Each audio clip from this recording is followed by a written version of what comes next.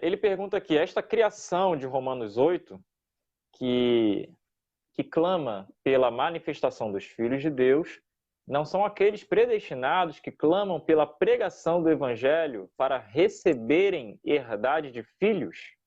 Então, quando ele fala aqui, ó, a ardente expectativa da criação aguarda a revelação dos filhos de Deus, a ardente expectativa da criação. Olha que legal. A criação aqui trata-se de tudo que foi criado. Natureza, trata-se do homem, criatura, tá?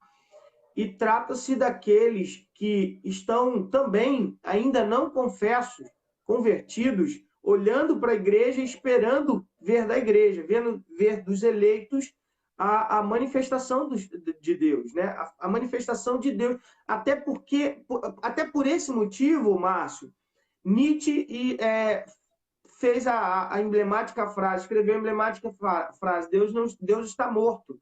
Por quê? Porque ele olhava para a humanidade e não conseguia ver reflexo na humanidade desse Deus amoroso, desse Deus bondoso, tudo mais. Então ele vai dizer: Deus está morto. Se Deus é um Deus bondoso, se Deus é um Deus amoroso, se ele é um Deus de amor, por que a humanidade faz o que faz, mata-se e tem tudo isso? Então, assim, a humanidade, a criação, a criatura, seja ela natureza, e eu estou falando de animais também, seja ela criação homem, não convertido, está olhando, está expectativamente aguardando a manifestação, né? É uma expectativa intrínseca, é uma expectativa interna. Tanto é que muitas pessoas dizem assim: eu não vou entrar para a igreja. Ah, por que não? Ah, eu não vou. São frases que eu ouço, não que são frases dentro de um contexto real, não, ou certo, não. Mas, enfim, não vou entrar para a igreja porque lá, para ser crente igual esse fulano aí, né? Igual meu vizinho, igual fulano ciclano, igual meu parente, eu não quero ser crente, continuo onde eu estou. Por quê? Porque ele espera ver Cristo no outro, entendeu? De forma equivocada, porque você vai ver sim Cristo, mas ao mesmo tempo você vai perceber que aquele homem continua sendo um homem miserável pecador. Por muito tempo eu ouvi as pessoas, pelo menos na minha infância, dizer que não era mais pecador porque entrou para a igreja. Gente, mudou. Mudou que agora você é um pecador lavado e remido pelo sangue de Cristo. Todos os dias nós pecamos. Não com a mesma intensidade como antes. Agora o pecado não é mais alimento, nem vitamina para a nossa alma. O pecado agora é um deslize. Deve ser um escorregão, deve ser um tropeção, deve ser um acidente. Não mais uma vitamina que eu tomo todo dia antes de ir trabalhar. Não mais como café da manhã, almoço, lanche da tarde. Entendeu? Então, o que eu fazia antes, eu não faço mais. O que eu fazia antes, que eu sabia que era pecado, eu não faço mais. Eu ouvi hoje uma frase de um grande teólogo que me chamou a atenção, né? Ele falou o seguinte: olha, para quem não acredita na Bíblia, não acredita em Cristo, não acredita...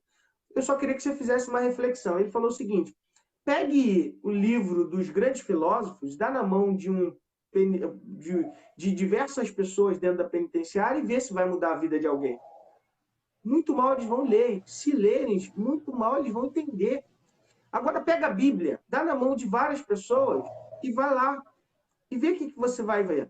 Vai haver transformação, vai haver arrependimento, haverá contrição. De todos? Não, de todos não, mas haverá entre eles. Haverá mudança de vida. Aquele que roubava não rouba mais. Aquele que matava não mata mais. Deixou de ser pecador? Não, ele continua sendo pecador. Ele vai lutar contra o pecado até o último dia da vida dele. Mas há transformação. Pegue aí 100 livros de filosofia e dá na mão de 100 presidiários. Pegue 100 Bíblias e dê na mão de 100. Pegue um grande filósofo e mande ele para a penitenciária para pregar filosofia.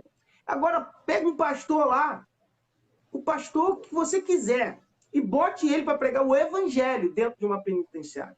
E você vai ver quem vai ser transformado. Os que ouviram filosofia ou aqueles que ouviram Cristo, ouviram a mensagem de Cristo. Então, com base nisso, a gente vai entender que a humanidade, a criação, a criatura, o ser criado de Deus, estão gemendo pela manifestação dos filhos de Deus. E agora a gente vai entender, a partir também do versículo 18, do capítulo 8 de Romanos, que ele diz assim, ó, porque para mim, tenho por certo que os sofrimentos do tempo presente não podem ser comparados com a glória a ser revelada em nós. O que significa dizer isso, meu irmão e minha irmã? Nós estamos ouvindo questionamentos, perguntas sobre a existência de Deus a partir do sofrimento aqui. Agora, presente. Porém, quando olhamos para a glória a ser revelada em nós e para a vida que nós não merecemos, mas que em Cristo Jesus temos como promessa que viveremos, a gente vai perceber que esse Deus ele não é só muito amoroso, não. Ele é muito amoroso, ele é muito misericordioso, ele é muito gracioso, ele é muito demais. Porque como é que ele consegue prometer? Como é que ele consegue, não? Como ele pode prometer para mim, que eu sou miserável, pecador, que rejeitei ele por anos da minha vida, rejeitei no contexto de negligenciar a voz dele e tudo mais? Como ele pode me conceder uma vida eterna, tendo eu ofendido ele e ainda ofendo com os meus pecados, mas ainda assim temos uma promessa em Cristo Jesus? Como? Então, ao invés de julgarmos a falta de amor olhando para o presente, eu preciso olhar para o futuro e pensar, que Deus é esse? Que Deus é esse que promete para seres tão réis, mortais, miseráveis, pecadores? Eu repito isso com muita frequência, tá legal? Porque o que a gente precisa entender, nós precisamos primeiro reconhecer quem somos, para depois abrirmos a nossa boca para daí então querer julgar as ações de Deus.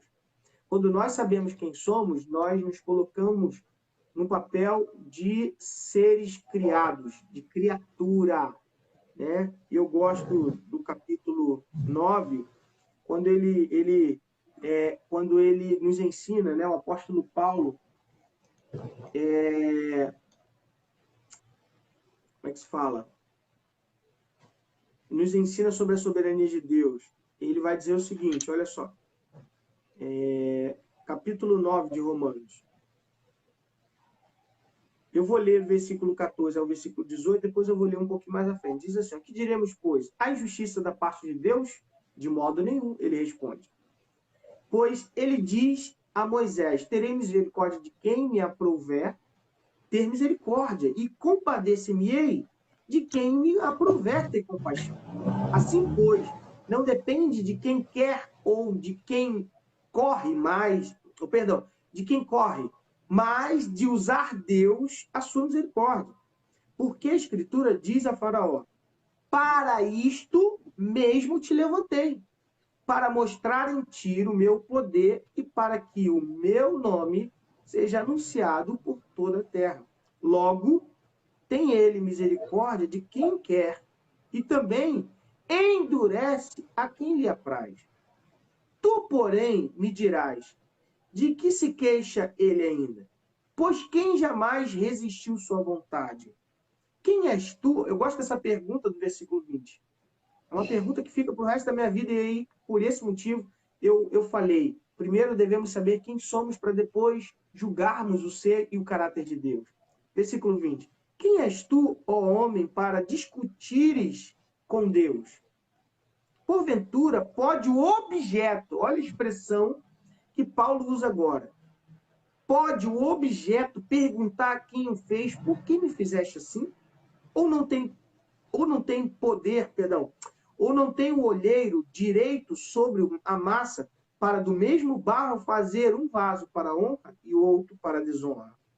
E diremos, pois, se Deus, querendo mostrar a sua ira e dar a conhecer o seu poder, suportou com muita longanimidade os vasos de ira, preparados para a perdição, a fim de que também desse a conhecer as riquezas da sua glória em vasos de misericórdia, que para a glória preparou de antemão, os quais somos nós, a quem também, os quais somos nós, é Paulo falando, olha, eu sou fruto da misericórdia de Deus, né? Os quais somos nós, a quem também chamou, não só dentre os judeus, mas também dentre os gentios, não só dentre o povo judeu, mas também dentre o povo pagão que nós vivemos. Eu estou me colocando nesse contexto, né? Assim como também disse a Oséias: chamarei povo meu o que não era meu povo, e amada a quem não era amada.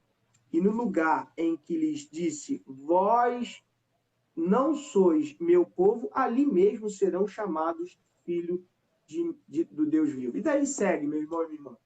Quando nós lemos Romanos 8, 9 e seguimos um pouquinho avançando para o capítulo 10, nós percebemos a soberania de Deus muito vívida no contexto da criação e da criatura. Lembrando que criação, criatura, criatura, criação. Levando em consideração a natureza, o ser criado, os animais esperam, aguardam a manifestação dos filhos de Deus.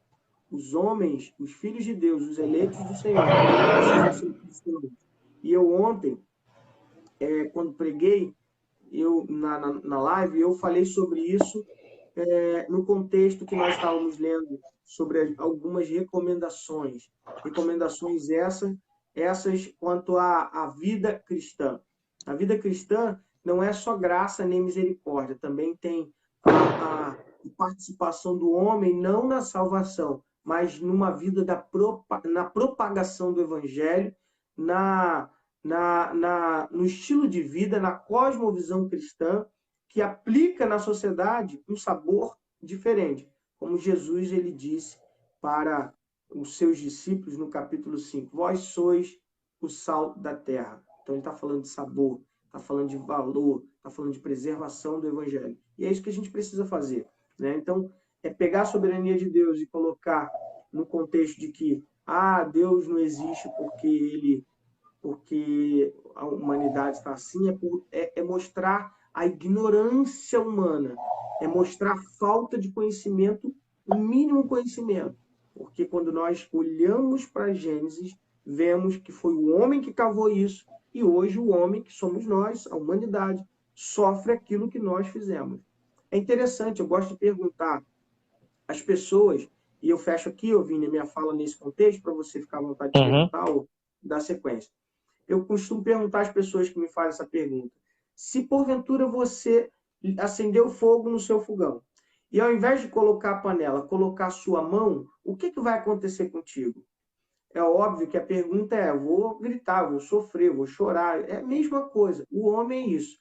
O homem acende o fogo, coloca a mão e depois fala assim: se Deus existe, por que o fogo está me queimando? O homem transgrediu a lei que Deus estipulou, Deus instituiu. Se o homem subir no terraço da sua casa ou no local alto e se atirar, ok? Ele vai cair, porque existe uma lei ali. A lei da gravidade é a lei que está regendo. Deus ele criou o universo pré-ordenado. E esse universo pré-ordenado é para a gente viver bem. E, infelizmente, o homem, ao invés de entender as leis de Deus, questiona as leis de Deus a partir do seu pressuposto de justiça e depois continua com o seu lagar de ignorância, sendo, digamos assim, desculpa a expressão, mas maldito em sua fala, de um modo geral, né? Maldito porque a gente fala de Deus como se pudéssemos julgá-lo. Perfeito. Exatamente, né? Eu vou só falar um pouquinho, muito rápido, acerca do que o senhor falou, tratando inicialmente da pergunta do nosso irmão Márcio. Eu acredito que essa ardente expectativa da criação, né, é justamente essa que já foi mencionada tantas vezes aqui pelo Senhor, e é necessário, né, que a gente venha ler esse texto e tenha, claro, vindo do Espírito Santo, um impulsionar em pregar mais o Evangelho, em realmente pegar e ir mesmo para as ruas, decididamente em pregar o Evangelho em toda e qualquer oportunidade, como o próprio Paulo fala, em tempo e fora de tempo, falar do amor de Cristo, falar da boa e da má notícia, né? Porque, infelizmente, nós como seres humanos, de modo generalizado, não daqueles que já possuem entendimento, mas naturalmente nós passamos por esse processo de um processo não, passamos por esse estado de achar que somente porque Deus é amor, as coisas têm que estar tudo certo, tem que ficar tudo bem, tem que ficar tudo tranquilo. Mas não é bem assim. Nós temos que entender que a pregação do Evangelho não é somente falar do amor dele, pelo contrário, é falar do amor dele entendendo que ele tanto ama, primeiramente, o seu caráter, que ele condena. Então temos que dar uma má notícia, que não é o que está acontecendo. Eu tenho visto cada vez mais, infelizmente, o Evangelho sendo, na verdade, outro Evangelho, como o próprio Paulo fala no capítulo 1, verso 6 aos Gálatas, é um outro Evangelho que está sendo pregado, enfatizando somente o amor, mas, no entanto, não falando da má notícia, que é todos pecaram e destituídos da glória de Deus estão. Eu imagino que também tem essa conexão.